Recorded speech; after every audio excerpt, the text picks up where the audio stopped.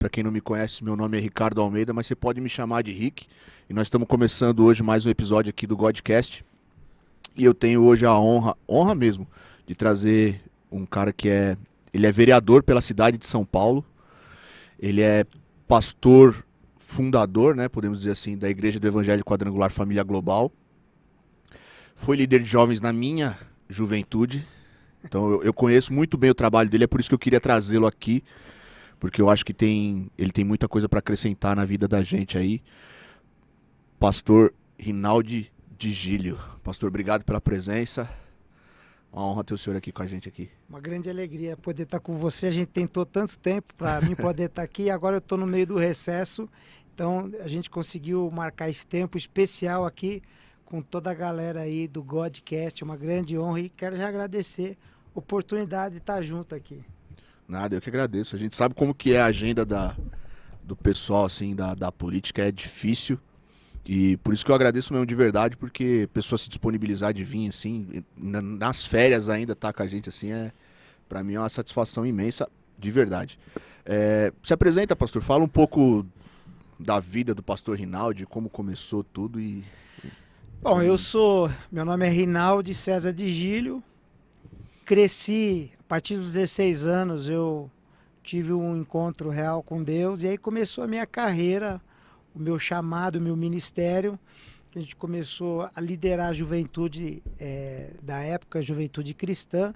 Então eu venho dos movimentos da juventude cristã e aí a gente começou a trabalhar, juntar a galera, fazer evento, trabalhar as questões que o jovem, o adolescente vive, sexualidade, começamos a trabalhar a parte profissional, a questão de liberar o destino do jovem para que ele saiba que a juventude é um tempo estratégico e que se ele aprontar ou se a vida dele for maculada na juventude, ele vai ter simplesmente um monte de problemas na vida dele, né?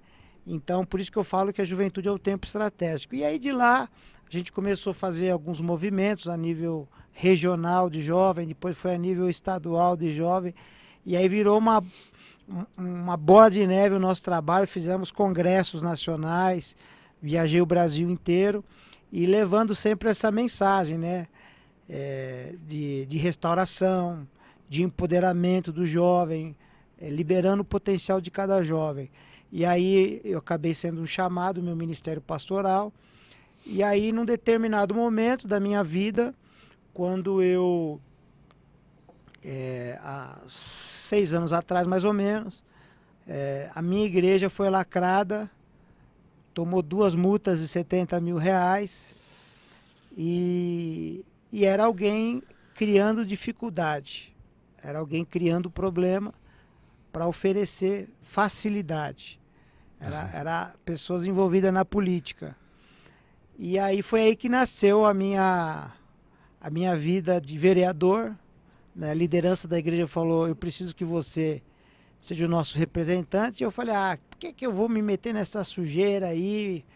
E só que eu fui totalmente impactado, impressionado, quando eu vi o lacre na porta da igreja, uma igreja de 53 anos, uma igreja que tinha o AVCB, e as velhinhas senhoras da igreja ajoelhando na porta da igreja chorando. E aí me criou uma comoção, uma indignação, e depois de relutar uma semana eu falei, eu vou para esse desafio, né? E aí me tornei vereador na cidade de São Paulo por 4 anos, fizemos várias leis que transformaram a nossa cidade, vieram a impactar a nossa cidade, e agora eu fui reeleito segundo mandato, e o pau está quebrando na Câmara esse segundo mandato, e estou aqui hoje para compartilhar um pouquinho de tudo aquilo que a gente está vivendo. Eu acompanho o seu Instagram, eu vejo o que está acontecendo. É por isso que, assim, normalmente as pessoas são apresentadas como o vereador pelo partido X, né? Eu já acho que primeira coisa, partidos políticos são um dos cânceres da política brasileira. É a minha opinião pessoal isso aí. Porque se você vai contra o que a liderança, não é nem contra o que o estatuto, contra a filosofia do partido, você vai contra o que a liderança do partido naquele momento pensa, você já não serve mais, eles começam a te escantear, isso se não te perseguem. Então, eu acho que o partido político tinha que acabar. Na verdade, a política, a palavra polis vem de cidade, né? E a política é o meio pelo qual nós mudamos a cidade. Então, primeiro, eu não posso discriminar a política, Sim. porque senão eu vou ser governado por quem gosta da política. Então, se eu não querer me interessar, procurar saber de política, com toda certeza eu vou ser comandado, liderado por alguém que gosta de política E que vai gosta de fazer política, né? fazer política, mas pessoas que podem ser mal intencionadas ou bem intencionadas, né? Sim. Então a gente vê, por exemplo, partidos que são partidos idealistas, né? Inclusive ontem, parece que eu vi num podcast também, o presidente do PTB, ele está participando de um processo de idealizar, tornar o partido um partido idealista, conservador, família, cristão. Antes não era, cada um votava onde queria, em opostos, e ele até que estava compartilhando isso. Então hoje nós temos partidos idealistas e temos partido de negociar, né?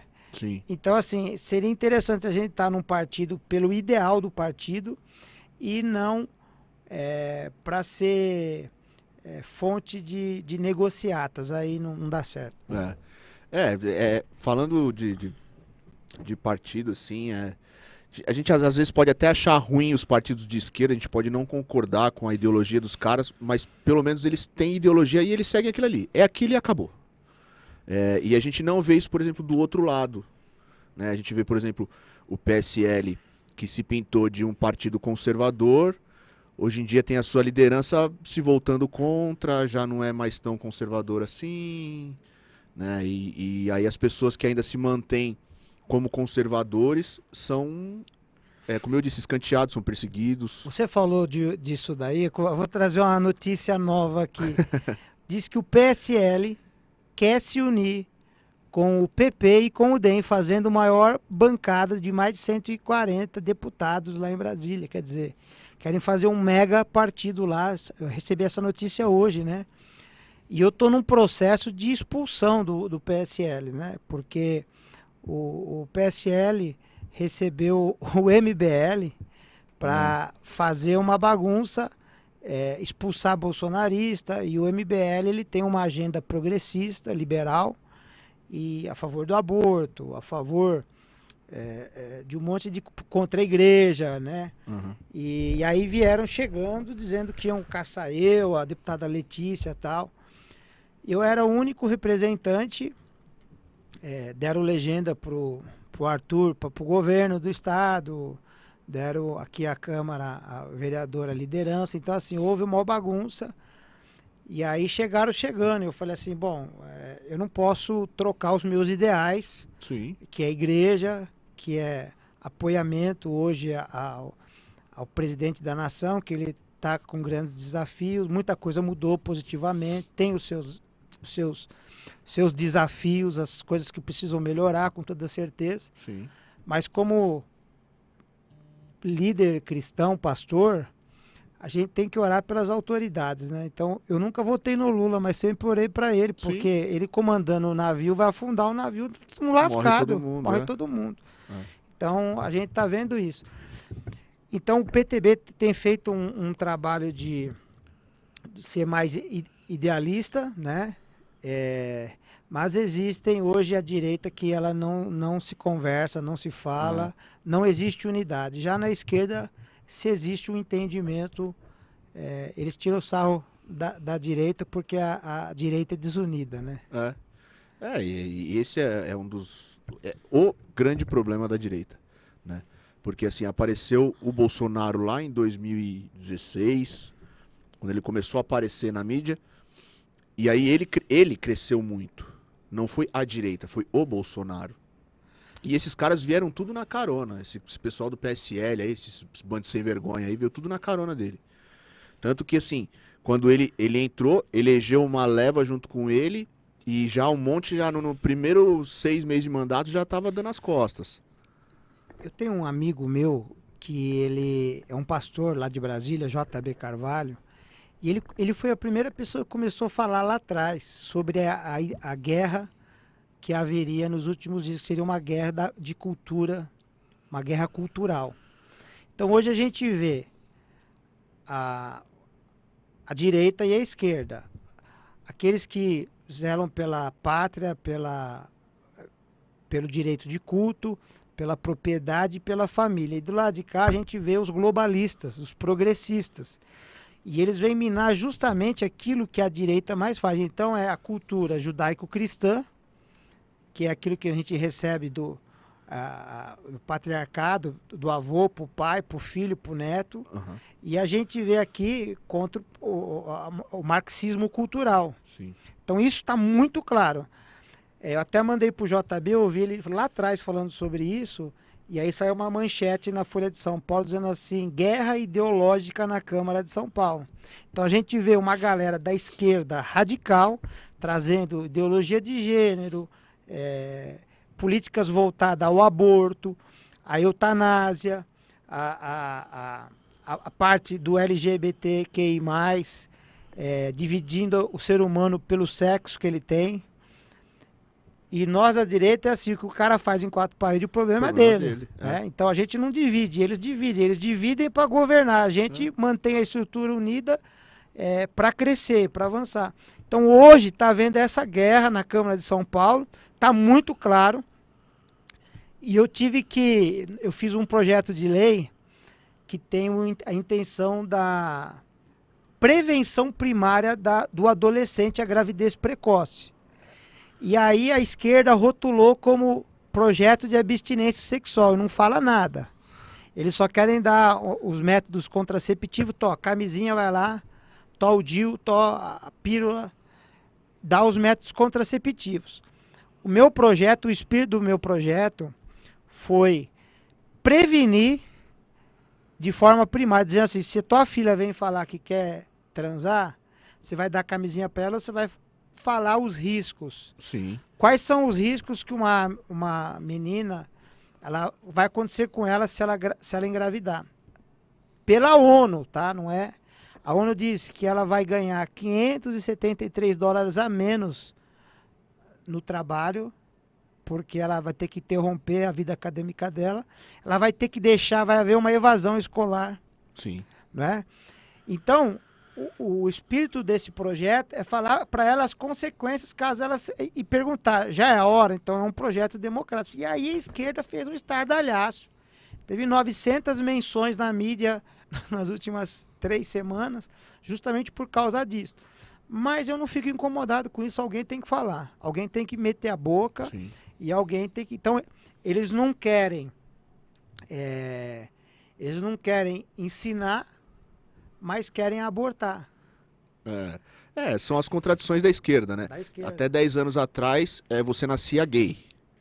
Teve esse papo uma época que não, ninguém escolhe ser gay, você já nasce gay. Era o papo dos caras Depois antigamente. virou orientação. Não, aí agora você nasce gay, mas você não nasce homem ou mulher. Na minha cabeça não entra certos tipos de argumento. É isso, entendeu? É o argumento, por exemplo, que meu corpo, minhas regras. Então um bebê se torna como se fosse um tumor, uma pedra, uma unha. Eu vou tirar. Mas eles querem, ao mesmo tempo que eles querem tirar o direito da vida para uma criança, usando uma falácia que é o aborto humanizado para preservar a mãe, eles também querem empoderar uma criança a decidir o sexo que ela vai ter, a opção sexual. Eu disse isso para o vereador Suplicy, eu falei, vereador, como que eu vou falar para uma criança? Falar as 40 modalidades sexual que existe. Eu vou parar para falar só o estudo de sexualidade, vou viver só isso daí. Criança não pode decidir sexualidade até ela ter maturidade, ela tem que brincar, ela tem uma vida acadêmica, ela tem coisas prioritárias para estudar. Exatamente. E a gente fala isso que nem eu tenho um filho, meu filho tá ali, ele tem 7 anos. Não tem como você conversar com uma criança dessa idade para ela saber o que ela quer ser da vida dela. Sexualmente falando, nem profissionalmente falando. Não tem, porque hoje ele quer ser jogador de futebol. O ano que vem ele vai querer ser skatista. No outro ano ele vai querer ser bombeiro. Por quê? Porque conforme ele vai aprendendo ao longo da vida, as preferências dele vão mudando. E essa liberdade que nem o senhor falou, a esquerda, ela usa aquela estratégia antiga de dividir para conquistar. Isso aí é fato. Agora, você já não fez alguma escolha errada na sua vida? Com certeza, várias. Eu já fiz muitas escolhas erradas na minha vida, muitas. Tem gente que errou, se arrependeu de uma roupa que comprou, Sim. de uma tatuagem que fez, de um casamento que foi feito. Então, se a gente se arrepende de algumas coisas na vida, e uma criança. Então, eu não posso patrocinar uma mudança de sexo para quem é criança. Então, é incabível um negócio desse. E nessa legislatura na Câmara, nós temos 2 transexuais. Uma mulher que virou homem e um homem que virou mulher, né? Então, o assunto da semana retrasada foi uma trans menstrua. Aí, é óbvio que um homem que virou mulher não vai menstruar. Porque a questão era absorventes que nós votamos para dar na rede escolar, para as mulheres, para as meninas na rede escolar. Certo. E aí, a trans que era mulher virou homem, ela falou claramente, eu não menstruo porque eu tomo hormônios, né? Sim. Então, assim, a gente está vendo uma batalha por narrativas muito grande. E isso a gente tem se posicionado.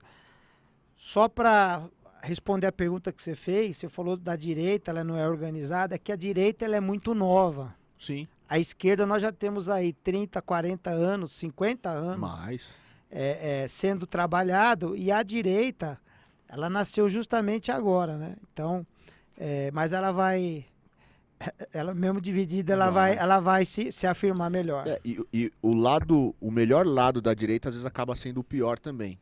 Que é a liberdade, que nem o senhor falou, liberdade individual. Não, extremismo nenhum é bom.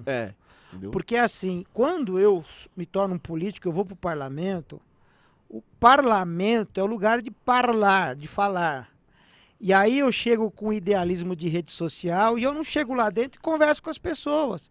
Como que eu não vou conversar com alguém do PSOL, que é extrema esquerda? Como eu não vou conversar com alguém do PT? Eu preciso, porque assim como ele tem o direito de representar as pessoas que pensam como ele, eu também tenho o direito. E se eu posso obstruir tudo, eles também podem. Então, como que eu vou chegar num ambiente parlamentar e não vou chegar em alguns consensos? Então, tem questões que são suprapartidárias. Sim. Eu já dividi coautoria de projeto com vereadores do PSOL. Inclusive, vereadores que eu brigo nas redes sociais. Mas a gente tem que ter a maturidade de saber assim, apagou a luz do plenário, todo mundo volta a ser humano, família, todo mundo chega e a gente tem que procurar alcançar o objetivo comum. Então é isso daí. Aí nesse projeto da gravidez precoce, eles entraram com um projeto antes, que é até um projeto bom, mas eles iam passar o projeto deles e iam obstruir o meu.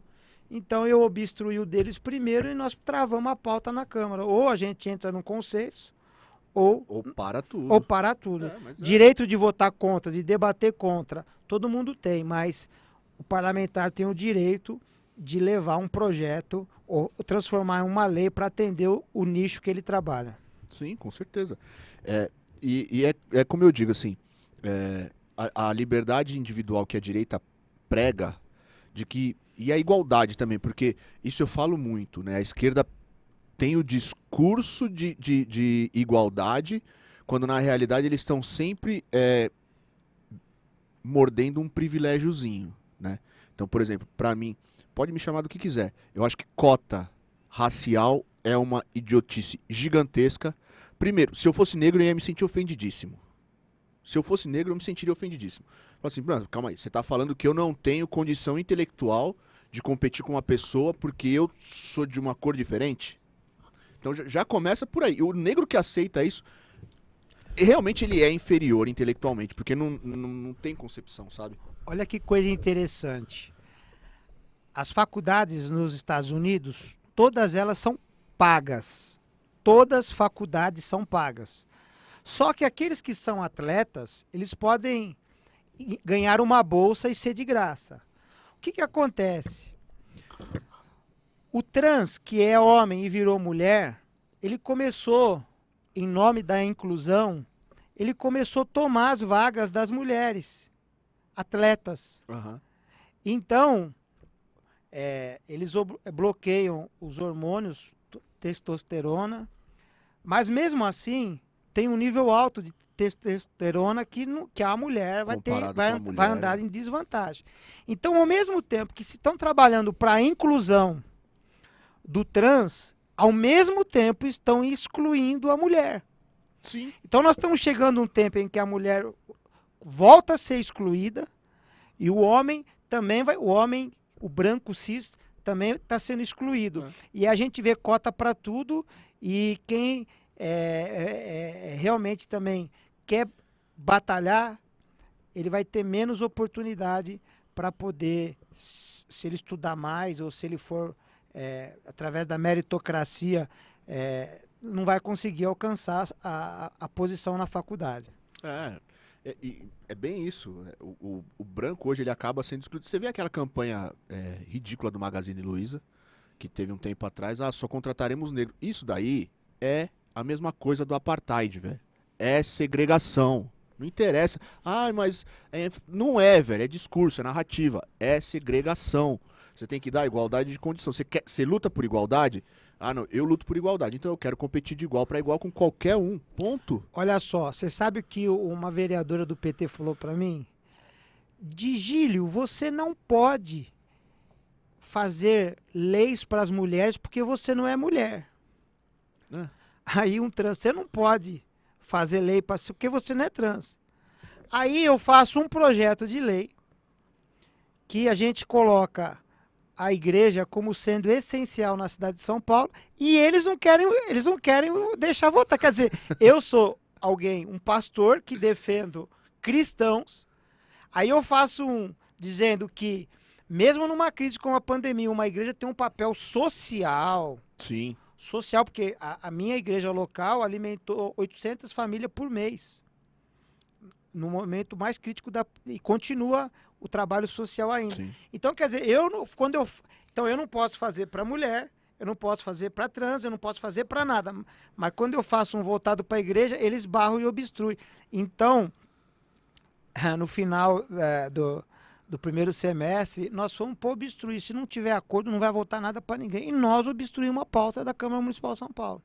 Então, eles gostam de meter o bico no teu trabalho parlamentar. Eles querem implantar uma narrativa e quer ser... Mas agora não é assim. Ninguém vai ganhar no grito, não. Sim. Ninguém vai meter a mão no mandato de ninguém, não. Porque se meter, vai apanhar também. Sim, tá certo. Chumbo trocado não dói, já diz o ditado. Tem uma pergunta aqui. Pastor, como se manter íntegro como cristão dentro de um ambiente tão sujo como o da política? Olha só. Um barco, ele não afunda por causa da água que está fora. Ele afunda por causa da água de fora está dentro do barco. Sim. Então a gente tem que guardar o nosso coração, guardar a nossa vida e saber onde vai pisar ou não. Então a gente não consegue de nenhuma maneira, nós não podemos nos misturar com este mundo. Já diz o apóstolo Paulo em Romanos 12:2, não entre na forma do mundo, mas transformai-vos pela renovação do vosso entendimento. Então a nossa luta aqui é ser inconformado, né? Essa revolta que você está tendo aqui, que você está falando, é uma revolta positiva, né? A gente tem que ter esse sentimento. A partir do momento que você está achando normal aquilo que não é normal, aquilo, corrupção e outras coisas mais, aí significa que você... Alguma coisa está errada. Está errada. A água começou a entrar dentro do barco. Sim. O pessoal tem muito esse negócio de, não, mas o ambiente político é muito sujo. Tá, na empresa onde você trabalha, só trabalha santo também. Entende? Tipo, dentro da igreja só tem santo. Não, teve uma vereadora do PSOL, falou assim, esse projeto aí é de santidade. Aí eu virei e falei assim, mas para mim, o exercício da cidadania é santo. Os direitos individuais é santo, são sagrados, são intocáveis. O respeito do parlamento, a importância de você fazer leis. Então, se o meu coração tiver um princípio de que tudo é sagrado, eu vou tratar a coisa pública com respeito. Com o mesmo respeito. Né? Agora, se eu achar que não é sagrado, aí vai ser profano, aí vai ser a bagunça. Sim. O oposto do sagrado é o profano. Então, quando um cristão ele vai para a política com esse sentimento, ele vai com sentimento de sagrado, com toda certeza. Sim. E é o que eu disse.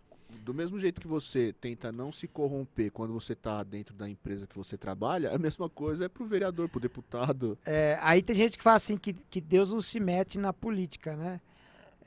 O primeiro-ministro holandês, Abraham Kuyper, diz assim, que não existe 1 centímetro quadrado que Deus não possa chamar de meu. Pesado, hein? Então tudo é dele, por ele, para ele, são todas as coisas. É claro que o Estado ele é laico. Sim. Só que tem sido, essa questão do Estado laico tem sido uma narrativa da esquerda pro cristão ficar fora da política. Ficar excluído, Então aí, essa falácia a gente não cai mais. Mas tem muito cristão, infelizmente, que ainda cai, pastor. Tem muito cristão que ainda olha e fala assim, nah, pastor, dentro da política. Eu falei isso, eu acho que não foi nem na sua primeira eleição de vereador. Antes eu já falava isso. Que eu falava assim, mano, a gente tem o péssimo hábito de achar que não, política é tudo ladrão. Tá, se os que estão lá são todos ladrões, se eu, que não sou ladrão, não fizer nada, os ladrões vão continuar lá, né?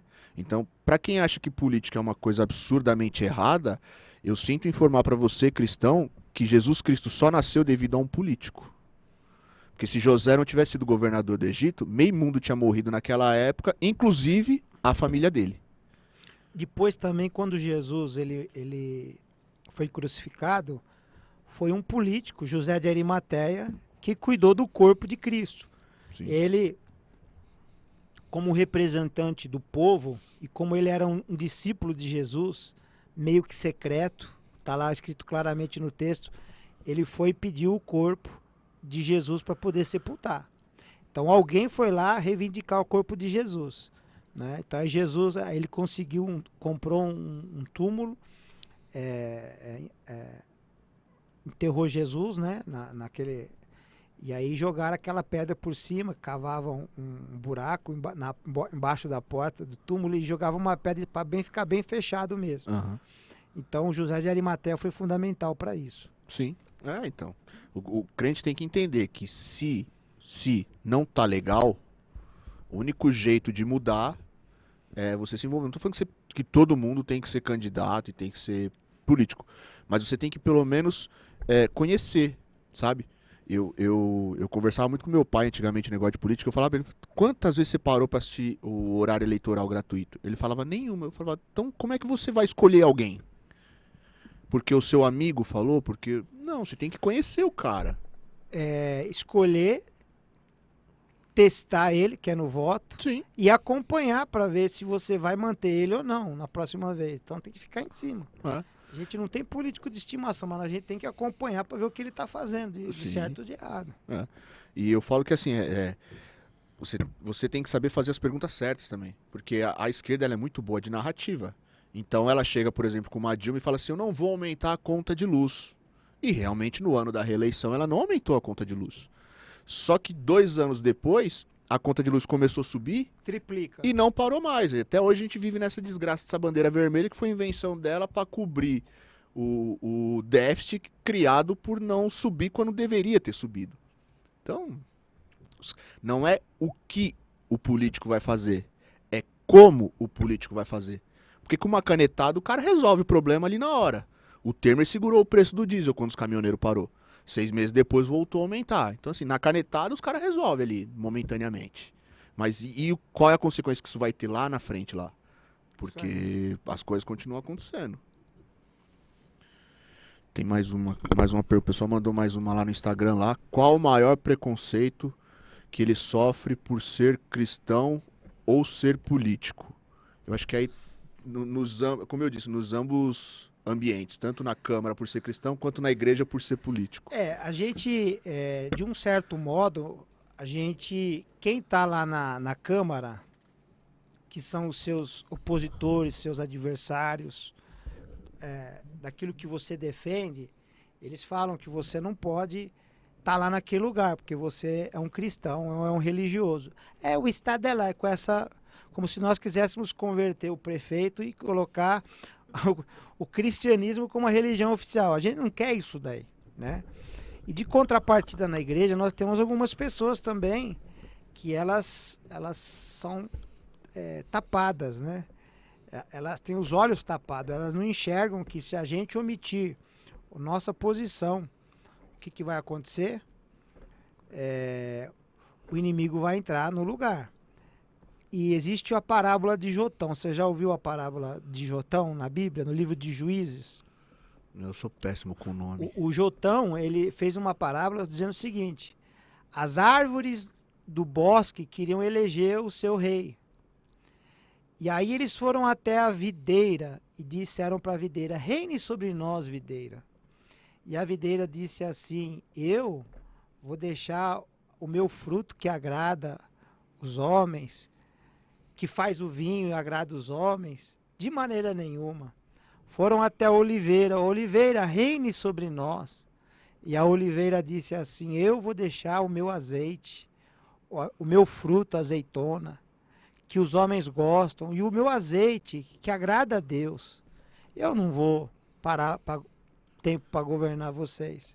Aí foram em todas as árvores, a oliveira, a videira, o figo, e todas falaram não. E aí foram até o espinheiro: espinheiro, governe sobre nós. Aí ele disse assim: vocês têm certeza? Então tá bom, eu governarei. E aí saiu o fogo do espinheiro e queimou todas as demais. Então, quando você omite o seu papel de liderança, você acaba abrindo espaço para quem é mal intencionado. Tem uma frase que é atribuída a Martin Luther King, né? Que fala que pro mal vencer é só os bons se omitirem. Então, mais claro do que isso é impossível. É o que eu falo. Se você, como o senhor disse, ser inconformado, o estado de estar inconformado, se você só fica inconformado no seu sofá, não vai mudar nada. Infelizmente não vai mudar nada. Então você tem que tomar uma posição e você tem que fazer alguma coisa. Nem que seja estudar sobre, para escolher dentre os que estão ali, o que na sua opinião seria o menos pior, vai. Mandaram mais uma aqui, ó. Eu acho que é como vereador, quais temas do debate político o senhor participou que impactaram nos princípios cristãos? Olha, existem vários temas, né? Que a gente, por exemplo, sobre a venda de cigarros em padarias, né? Tem uma lei que eu tenho pleiteado e trabalhado bastante, que é a questão de saúde pública, e que acaba sendo também saúde para a pessoa, né? Então teve a saúde humanizada, que foi a visitação de pets em hospitais, né?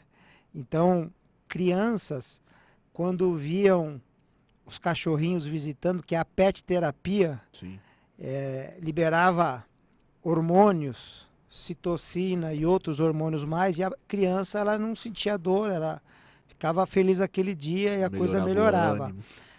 Esse projeto foi aprovado, virou lei na cidade de São Paulo. Um outro projeto, a proibição de venda de narguilé para menores de 18 anos, que é o consumo tabagista, né? Isso é importante também. Então isso também é o mesmo. Aí tem outras questões, por exemplo, na área dos autistas, eu aprovei as 4 maiores leis na cidade de políticas públicas para os autistas. Por exemplo, um dos projetos que viraram lei é que o autista ele tem que ter uma sessão adaptada para ele, sem cadeira marcada, sem comercial, o som mais ameno, sem dar bronca, porque eles são inquietos, né? E isso foi sancionado pelo prefeito, inclusive o Bruno Covas.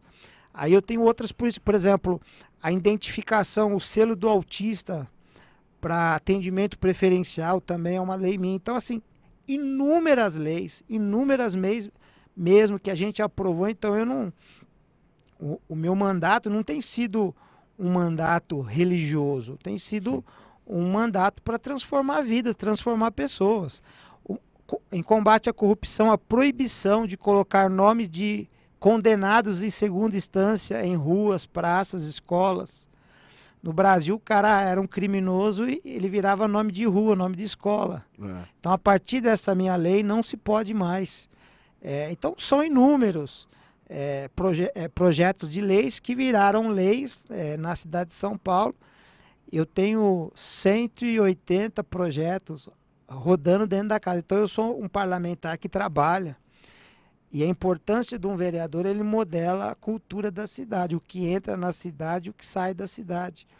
A lei é proibir fazer xixi na rua e outras coisas mais. Então, o parlamento, ele é dinâmico. Então, isso foram leis minhas que se tornaram realidade na cidade.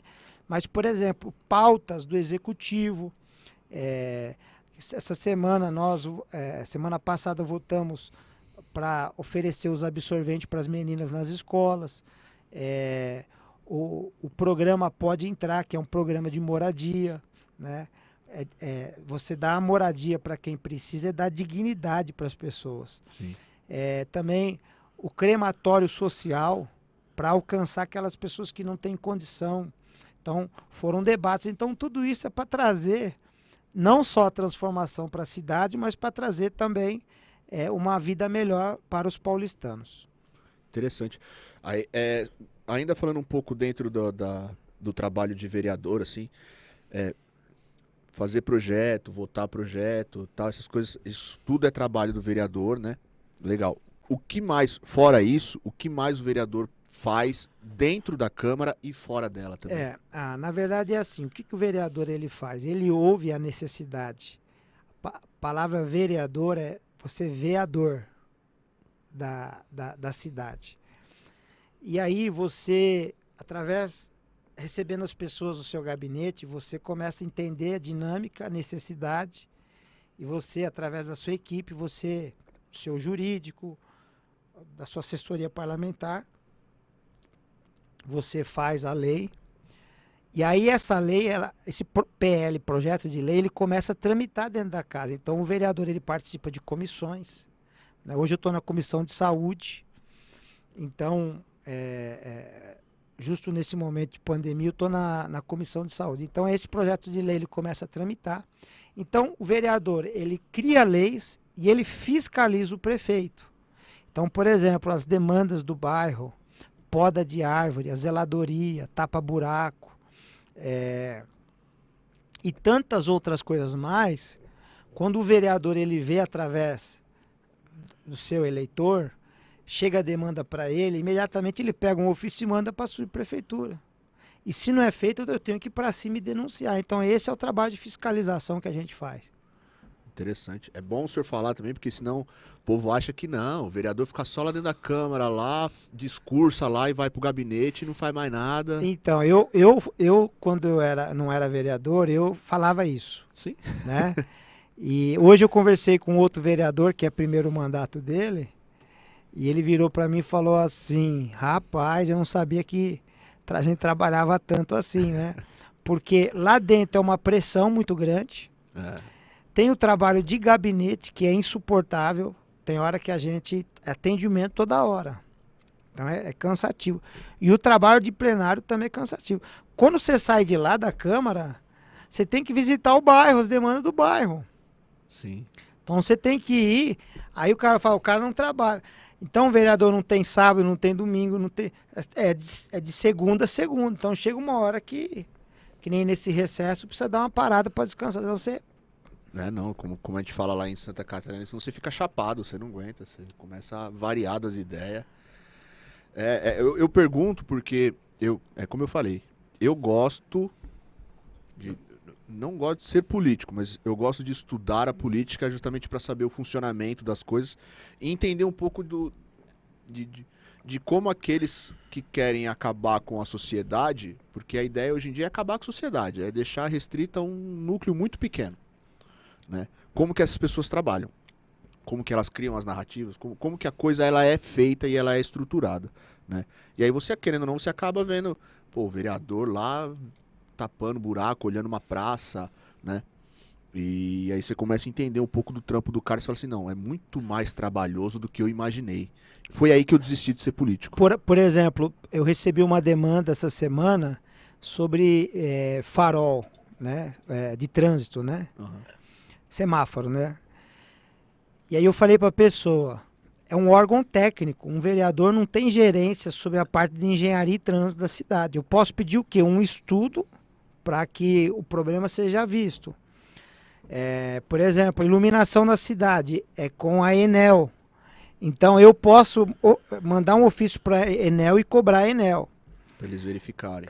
Para verificar. Então, tem muita coisa na cidade que virou uma cultura negativa. Por exemplo, descarte irregular de lixo.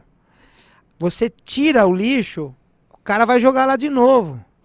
Porque o caçambeiro lá, o carrega o carrinho, que faz a limpeza em outros lugares, vai jogar lá, né? Eu tenho vários pontos que a gente conseguiu revitalizar, pintar, colocar aqueles pneus, plantar dentro do pneu colorido, bonito e tal, a pessoa para de jogar ali. Colocar plaquinha que se você jogar lixo ali, você vai tomar uma multa de 16 mil reais. E mesmo assim a gente fica em cima. E aí você fala, pô, o ser humano, ele tem que amar o seu bairro, amar a sua cidade. Ele tem que fazer pela sua cidade. A gente vê o pessoal do CONSEG, Conselho de Segurança, e os outros conselhos, o participativo, Conselho de Saúde, Conselho tutelar. A gente tem que amar a nossa cidade e cuidar dela para ela ser melhor. Você vê que isso é uma questão importante, que ela é uma questão cultural, né? Eu morei 4 anos e meio em Joinville, e lá é assim, lá tem os dias pré-definidos que passa o coleta de lixo orgânica, e tem os dias de reciclado. Você não precisa separar vidro, papelão, mas você tem que. Você pode botar tudo na mesma sacola ali, a latinha de alumínio, junto com o vidro. Com o vidro, por exemplo, e aí alguém pega e leva para um lugar onde lá eles vão separar e tal. E lá é assim, e eu apanhei muito quando eu cheguei, porque a gente não tinha isso. Então você vai jogando tudo dentro da mesma sacola e bota na rua. E o caminhão do lixo, ele não leva. Se ele pegar e tiver uma garrafa PET misturado com lixo de cozinha, ele não leva. E aí, com o tempo, você para, né? E aí, quando eu cheguei aqui de volta, no começo desse ano, quando eu voltei pra cá, eu ia nos lugares assim, eu falava, mano, é um absurdo. É um absurdo. Você fala assim, tá, nego fala mal do político, mas olha o nojo que tá esse lugar aqui. Isso lá, por exemplo, não existe, sabe? Não tem, porque é cultural. É que nem você falou, a pessoa tem que amar a cidade dela, tem que cuidar da cidade dela. Entendeu? Aqui você vê nego botar fogo em estátua. Aqui, por exemplo, a gente tem pessoas que elas acham que a prefeitura, é obrigação da prefeitura tapar todos os buracos. Aí a pessoa ela não fala qual é o buraco. Então tem ruas que precisam ser recapeadas toda. Mas ela sai da usina o metro quadrado certo para você tapar aquele buraco. Se você falar que é um buraco só e tiver 5, vai tapar um só. Por causa da corrupção. Então tudo isso é para restringir a canetada assim, ó, eu tô aqui 10 caminhões de concreto e o cara acabava não usando os 10. Então a gente tem feito um trabalho de mostrar onde precisa ser asfaltado, tapa buraco, e depois a gente manda o antes e o depois. Infelizmente os maus que estão lá que você acaba tendo que levar a demanda certinha. Porque se deixar livre, o cara fala assim, o cara chega lá na construtora e fala, eu vou falar que precisa de 10, mas na verdade é só 1 e os outros 9 nós dividimos. Então, infelizmente é complicado. É por isso que eu falei, eu desisti de ser político, quando eu comecei a estudar a política, eu falei assim, não, mano, eu quero conhecer pra saber aonde eu vou Pra se posicionar, né? pra me posicionar, mas pra falar assim, não, eu vou resolver. Já tem uns 2 anos que eu desisti. Sobre a pergunta que você me fez sobre o preconceito que existe, Também. tem pessoas que depois de um mandato de 4 anos, o primeiro mandato a pessoa não votou em mim e ela disse assim para mim, eu não vou votar em você porque eu não acho certo alguém que é cristão ou um pastor estar na política. Eu falei, ok, tudo bem, sem problema. Normal. Mas na segunda eleição ela votou em mim.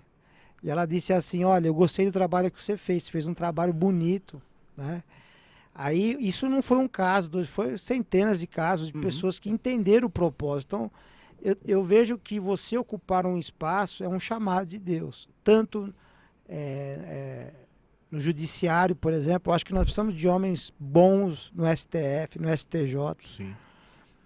na imprensa, no jornalismo. Você vê narrativas, fake news, emissoras conceituadas, grandes, fazendo narrativas, um jornalismo péssimo. Então, a gente precisa de pessoas sérias, compromissadas com a verdade em todo lugar.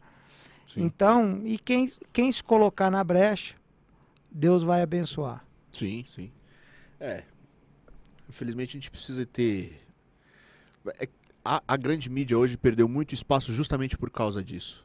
Você vê a mídia independente muito mais forte hoje, por exemplo, um podcast, um canal de notícia no YouTube hoje tem muito mais credibilidade do que, por exemplo, um jornal da emissora X. Porque as pessoas dizem que se você não assiste o jornal, você é mal informado. Mas se você assiste, você é desinformado. Porque eles não dão notícia, né? Ontem eu assisti 2 programas simultaneamente, né? Um tinha, famoso, televisão, tinha 2.000 pessoas assistindo, e o outro tinha 100.000 pessoas assistindo. Um representava a esquerda e o outro representava a direita, né?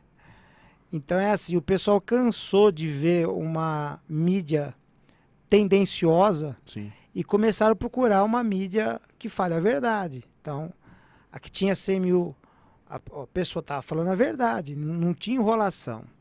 As perguntas mais cabulosas estavam rolando ali e eles respondendo, né? Todos os 2 programas tinham vários jornalistas entrevistando e pondo o cara na berlinda, né? Mas uma foi transparente, foi sem narrativa, foi um jornalismo puro, certo? Com fato, né? Com fato. Porque existem fatos, tem o fato e tem a narrativa, né? Infelizmente, hoje em dia, você só vê narrativa. Você só vê narrativa em cima de narrativa e esquecem, é o que eu falei, esquecem do fato. Dão a notícia, não dão informação, né? Então, infelizmente, o jornalismo brasileiro de mídia tradicional tá devendo demais nesse sentido aí, né? Eu queria aproveitar, fazer uma interrupção rápida, falar um pouco do pessoal que tem patrocinado a gente, que tem apoiado a gente.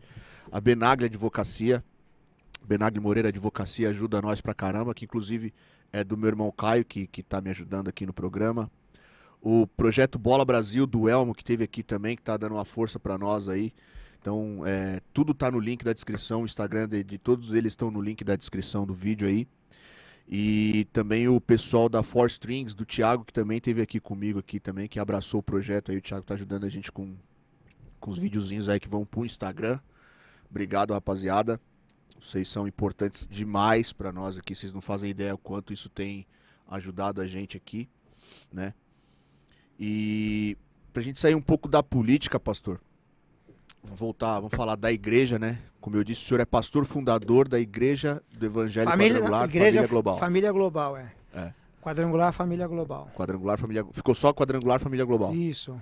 Ela foi... Eu conheço um pouco, porque eu sou membro da igreja do pastor Xandão, né? Eu vou lá. Eu conheço um pouco, meio que por cima, o que aconteceu, o porquê separou. Porque separou. A igreja, ela começou... A igreja, ela é uma instituição divina. Sim. Biblicamente, ela é uma instituição divina. Porque a Bíblia fala que a igreja, ela é a noiva de Cristo. O que acontece? Quando a igreja ela cresce demais, ela se torna uma instituição fria. Então, como que o governo enxerga a igreja? Por meio de um CNPJ. Então, quando você cria um CNPJ, você precisa organizar a igreja para que a Receita Federal te encontre, para que o governo te veja. Então, você precisa, diante do bombeiro, ter um auto de vistoria do Corpo de Bombeiro para trazer segurança para os membros. Quando você... assim vai na prefeitura, você precisa de um alvará de funcionamento. Então, Sim. a igreja ela se torna E por causa de uma visão que a igreja nasce, a igreja ela acaba crescendo muito, né? E tudo que cresce demais, e onde tem poder, existe a disputa entre o bem e o mal, né? Pessoas que querem aproveitar a igreja para fazer política, para ganhar dinheiro e outras coisas mais. O que acontece no caso da igreja que eu fazia parte, o presidente ele queria substituir todos os presidentes porque ele quer colocar a esposa dele, que era uma moça nova, para ser a presidente da igreja. Ele já era uma pessoa velha e ele casou com uma menina nova. Ele começou a trocar 14 presidentes de estado. E aí ele começou a se perder nisso. E para piorar de tudo que aconteceu, ele vai numa convenção de pastores e ele começa a pregar um monte de heresias que não estão contrários à Bíblia. Por exemplo, uma das heresias que ele pregou, que os apóstolos contaram a história de Ananias e Safira para acharcar as ovelhas, os membros da igreja. Ananias e Safira, ele falou uma besteira dessa, que era uma história inventada pelos apóstolos. Outra besteira que ele falou é que não há pecado contra o Espírito Santo. Logo, Jesus é um mentiroso, porque Jesus disse que há pecado contra o Espírito Santo. Ele disse que o livro de Jó não existe. Ele começou a pregar tanta heresia. E aí ele fala que não existe. Como que você pode magoar quem você não vê? O Espírito Santo você não vê. Sim. E aí ele comete o pior de tudo, dizendo que nós temos um Deus interior dentro de nós, o nosso eu, né? E aí ele simplesmente afastou o candeeiro do Espírito dentro da igreja. Aí os pastores saíram tristes da igreja e aí não quiseram mais fazer parte. Uma grande quantidade não quiseram fazer parte. E uma grande quantidade ainda faz parte porque eles construíram uma igreja com fé, com dedicação. E eles não têm mais idade para começar uma obra nova, né? Então começou a haver uma perseguição sistêmica. Eu fui perseguido, fui ameaçado, fui processado, né? Mas eu não abri mão da verdade. Mesmo eu sendo vereador do primeiro mandato, eu saberia que eu iria perder o apoio da igreja, mas que eu estava fazendo a coisa certa. Então eu tive que decidir entre fazer o certo, ficar do lado da verdade, ou ser um político e passar pano em tudo e ficar quietinho. É nisso que eles apostaram. Só que eu dei uma de louco, sou meio louco, eu encaro umas pautas na Câmara que os vereadores não têm coragem de encarar, e eu peitei o sistema. Só que aquilo que eu achei que iria acabar e matar a minha vida, né, através de um canal no YouTube, Nação Quadrangular, eu estava respondendo ao anseio de milhares de pastores. Eu estava sendo uma caverna de adulão para ajudar pessoas sem esperança, endividadas, pessoas magoadas. E quando eu cheguei num ponto em que eu vi o meu filho revoltado e a minha filha triste, eu falei, eu vou perder a minha família, eu não posso mais ficar nessa igreja. Estavam vendo o que estavam fazendo com o avô, com o pai, né? E aí, quando eu fundei a Família Global, mantive o Quadrangular, porque é a minha origem. Sim. Né? É a nossa origem, o movimento pentecostal, nascido em 1910, que veio primeiramente da Rua Azusa e foi a missionária Amy Semple McPherson, ela foi avivada pelo Espírito Santo e ela começou a se mover com cura divina e ela era uma mulher voltada às artes, então ela foi a primeira pastora nos Estados Unidos. E ela influenciou Hollywood, ela batizou Marilyn Monroe, ela ganhou Anthony Quinn, os artistas de Hollywood, vários artistas tinham. Então ela fazia mensagens encenadas, fazia óperas, cantatas. Ela foi muito além do seu tempo. Ela construiu a maior igreja do seu tempo. Então, essa igreja, que é o movimento espiritual pentecostal, que eu falo que eu nasci, eu faço parte. Né? Então eu mantive esse nome, Quadrangular, e a Família Global, que é a visão de Deus para a humanidade, que é salvar a todos aqueles do globo terrestre, todos aqueles. Então, e aí a minha surpresa, porque eu achei que eu ia ficar sozinho, né? Porque era uma coisa que não tinha volta mais. Eu queimei os meus barcos. Quando você queima o seu barco, né? Juan Cortés, quando ele chegou no México, ele viu o pessoal escondendo o barco, pensando em voltar. Ele foi lá e queimou os barcos. Tudo. E eu falei assim, eu tô queimando meus barcos, não tem volta mais. E aí nós saímos daquela forma, saímos fora da forma, e aí foi a minha surpresa. Começou a me procurar pastores, desde o norte até o sul do país. Nós estamos aí em mais de 23 estados, só no estado de São Paulo são mais de 300 igrejas. Tem lá na ilha de Marajó, eu não fui ainda, já temos 7 igrejas. Ô, louco. Nos ribeirinhos, igrejas plantadas. No sul também não fui. Minas. Então, hoje nós somos mais de 500 igrejas. E estamos felizes, porque a gente está atrás do avivamento do vinho novo, né? Uhum. E não se coloca vinho novo em odre velho. E aí eu vi que eu sofri, pensei que era o fim, mas era só o começo, aquilo que Deus tinha. E aí estamos vivendo o novo de Deus de uma forma muito especial. Estamos sendo renovados pelo Espírito Santo e experimentando um avivamento. E aí, quando nós se desligamos, veio a pandemia. E foi aí que Deus, na pandemia, colocou todo mundo em casa. Sim. Porque as pessoas queriam ir para as nações. Como que você não pode? Como que você vai para as nações se você primeiro não arruma a tua casa? Né? Se você não cuida das crianças, não cuida da mulher, não cuida da família, não cuida dos domésticos na fé. E aí Deus mandou todo mundo ficar em casa. E aí as igrejas esvaziaram. E aí veio a pergunta, e agora? Como que vai ser? A igreja de Cristo ou a igreja é nossa? E a gente vencendo tudo isso. Uma ovelha que sentava no culto e ouvia o seu pastor todo domingo, ele passou a ficar em casa ouvindo 30 pastores. Qual é o que ele mais gosta? Uhum. Só que a igreja é congregar, é fazer parte, né? E aí estamos passando essa pandemia e começamos a ganhar muita gente nova. Muitos se perderam na pandemia, mas muitos se encontraram também na pandemia. Então hoje nós estamos muito felizes, né, por aquilo que Deus está fazendo. E a família global, essa resposta, ela é um navio salva-vidas para salvar muitos ministérios perdidos. Ela está com quanto tempo, pastor?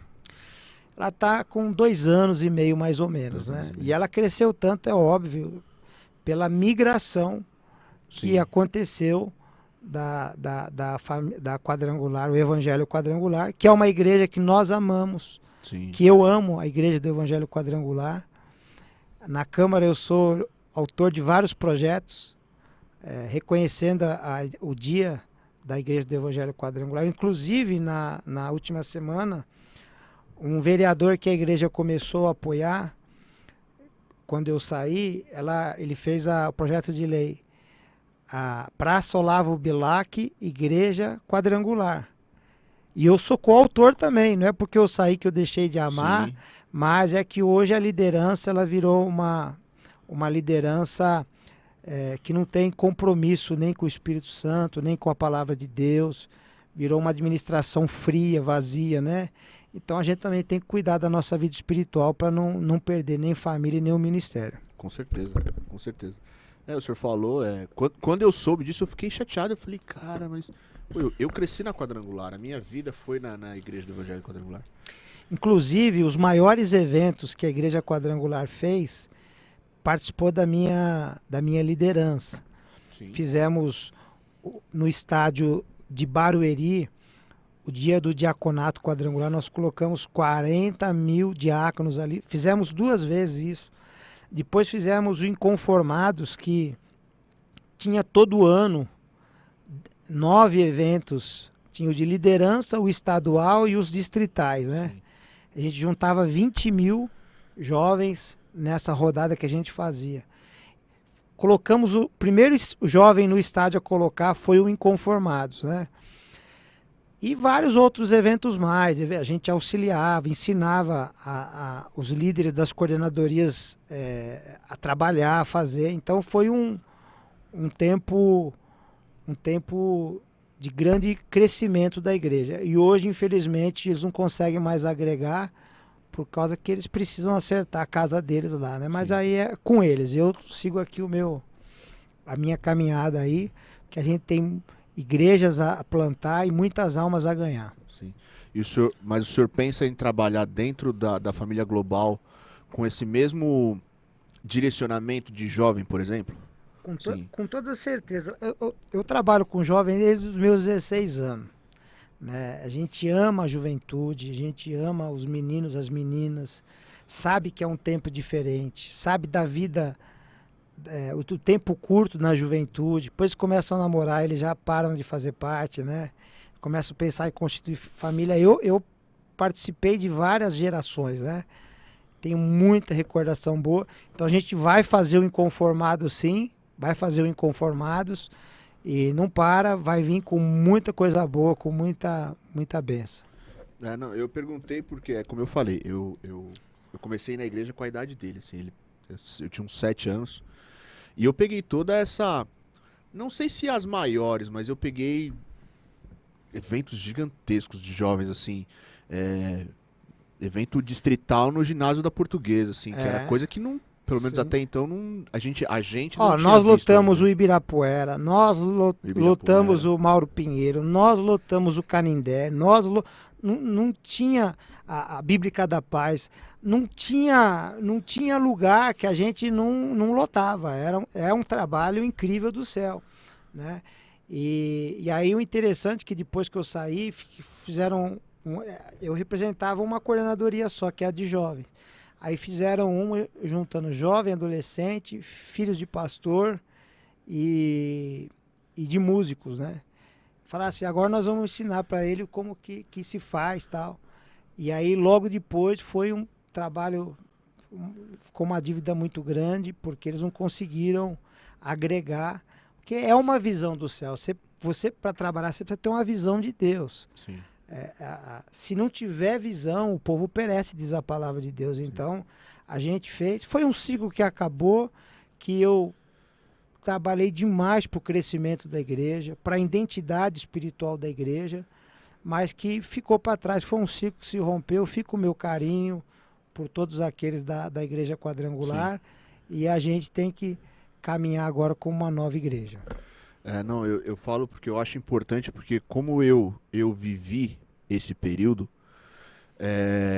eu vejo que foi muito importante na minha formação de base, né?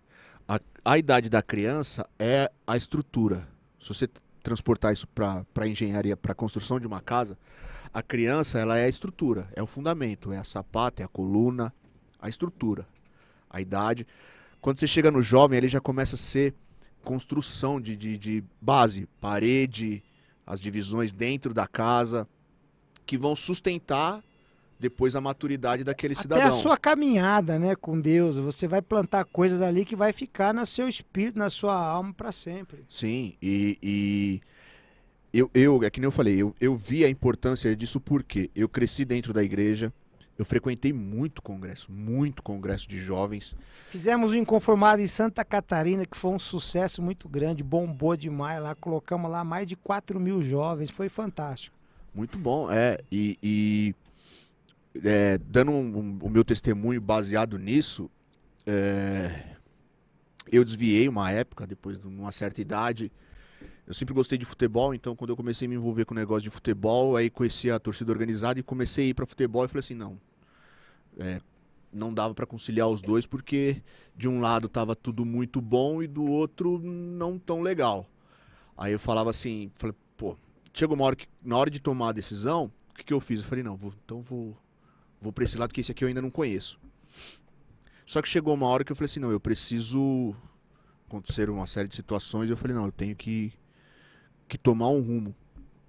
E aí como diz a Bíblia, ensina a criança no caminho que ela deve andar. Por ter tudo isso construído nessa caminhada de juventude, na hora que eu tive que tomar a decisão de voltar, eu sabia o caminho. Então eu consegui voltar pro lugar. Você voltou porque a boa semente estava plantada no seu coração, né? Entendeu? Tem um versículo da Bíblia que eu gosto muito, Provérbios capítulo 3, fala... coloque o seu caminho na mão do Senhor e ele vai, reconheça o Senhor em tudo, não apoie no seu próprio entendimento e o Senhor vai endireitar o seu caminho, a sua vereda. Então existem momentos, quem nunca se perdeu na vida, né? Quem nunca se perdeu, foi a um lugar e perdeu o seu caminho, sua direção, achou que era o fim, achou que não tinha mais volta. Mas aquele que não se apoia no seu próprio entendimento, que não é orgulhoso, não é arrogante, essa pessoa, Deus vai endireitar o caminho novamente. Por mais que esteja perdido, tem sempre alguém orando e tem sempre uma boa semente semeada. Então, é o que a gente fala, o Provérbios capítulo 3, é aquilo que aconteceu com você. Deus endireitou a tua vereda. Eu falo, que nem eu falei, eu acho importante esse trabalho com jovens justamente por causa disso. Porque o jovem, ele tá muito no oba-oba. O jovem, ele é um negócio, é oba-oba. O jovem é intenso. O jovem, ele é intenso. Ou ele ama com toda a sua força, ou ele odeia com toda a sua força. Com ele não tem meio termo, né?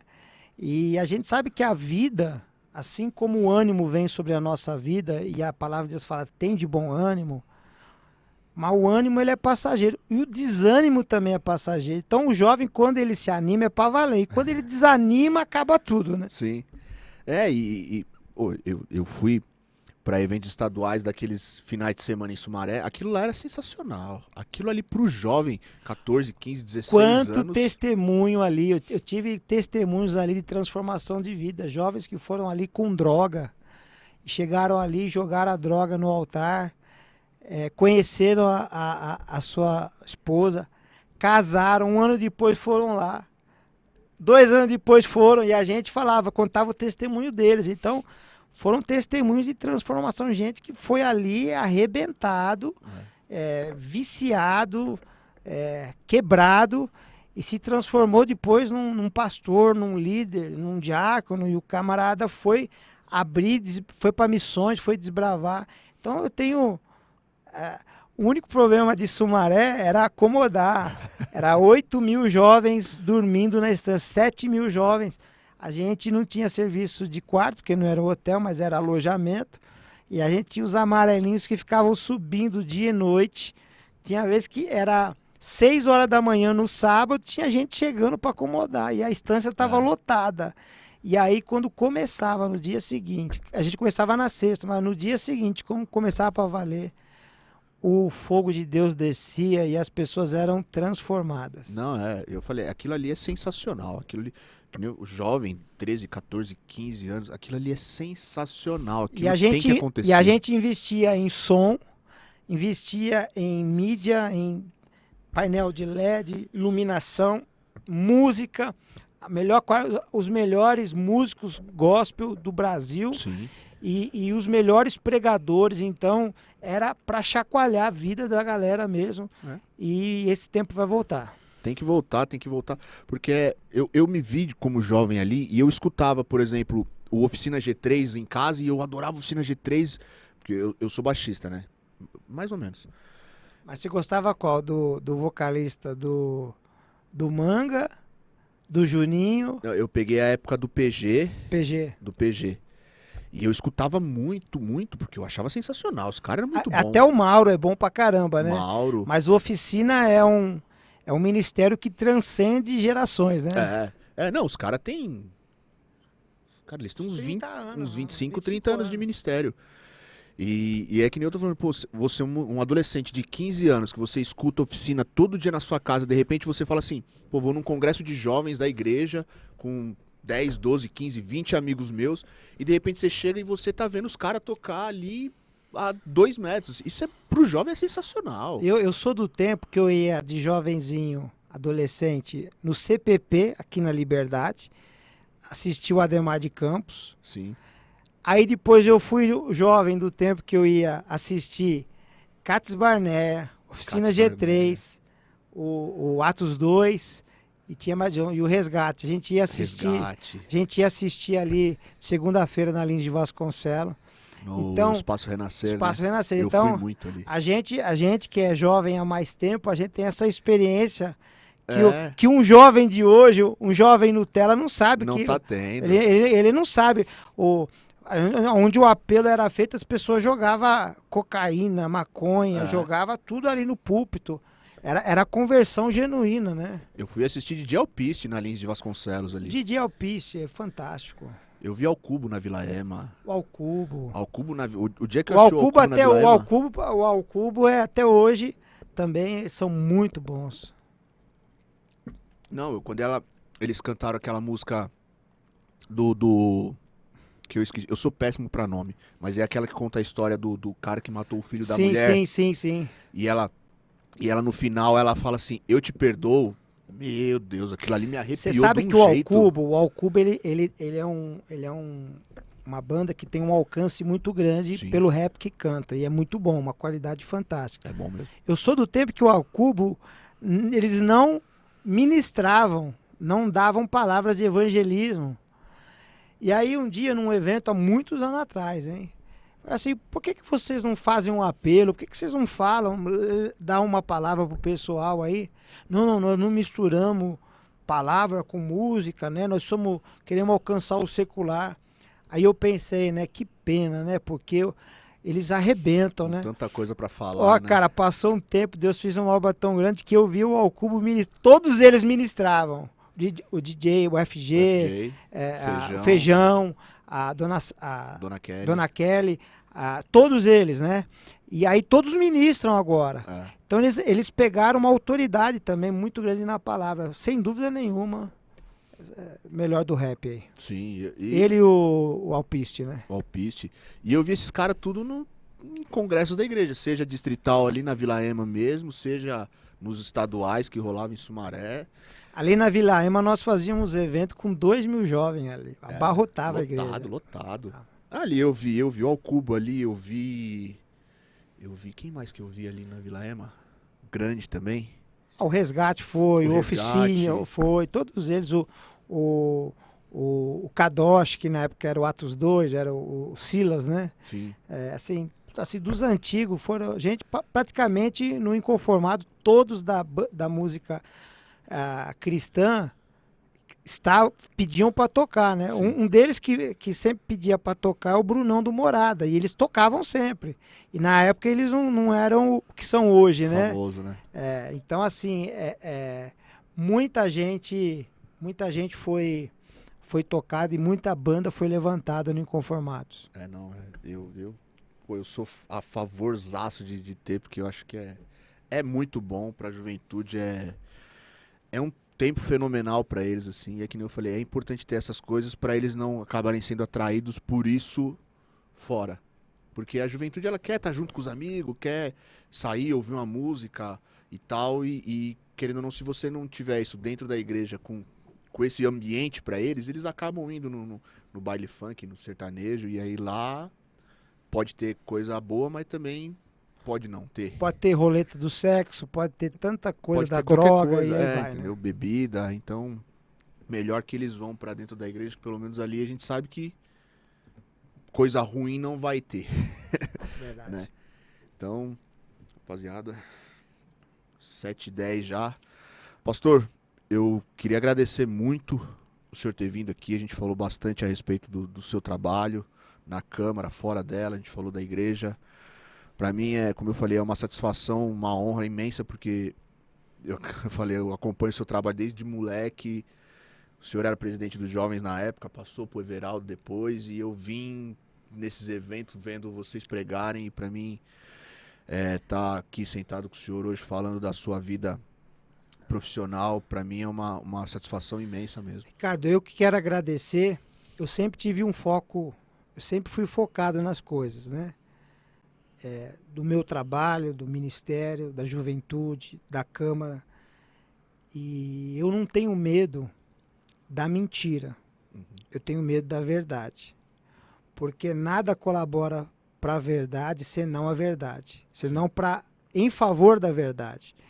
Então, eu procuro sempre fazer com uma clareza diante de Deus tudo aquilo que eu faço. Eu procuro ter um coração limpo e reto diante de Deus. Claro que sou uma pessoa que tem falhas, que tem erros, mas o poder de Deus tem me aperfeiçoado na fraqueza, e a gente tem feito coisas que ninguém fez, né? e tem se posicionado em favor das coisas, dos princípios bíblicos, os princípios do reino de Deus. Então eu quero aqui agradecer, com toda certeza vai impactar muitas vidas e até a próxima. Eu já estou me convidando para a próxima. Não, vamos voltar, que tem muito assunto e a gente teve que fazer um pouco mais curto hoje, mas é papo para 3 horas, 4 horas e se deixar a gente fica aqui mesmo, a gente não tem horário não. Mas, pastor, mais uma vez, muito obrigado. O senhor já está convidado para voltar na hora que tiver uma brechinha na agenda, a gente já conversa. E foi uma satisfação mesmo. Muito obrigado, pastor. Tamo junto aí, que Deus abençoe em nome de Jesus. Amém. E para você que assistiu até agora, obrigado. O vídeo vai subir gravado, infelizmente. Mas compartilha, né? Não se esquece de se inscrever no canal, deixa o seu like, compartilha, porque isso aí precisa ser falado para todo mundo. É uma mensagem atemporal, não é religiosa, é uma coisa que todo mundo precisa ouvir. Então compartilha, deixa o seu like, se inscreve, ativa o sininho para você não perder, porque a gente está tendo conteúdo aí semanalmente, aí, pelo menos 2 vezes por semana. Mais uma vez, obrigado, fiquem todos com Deus e até daqui a pouco, porque eu volto.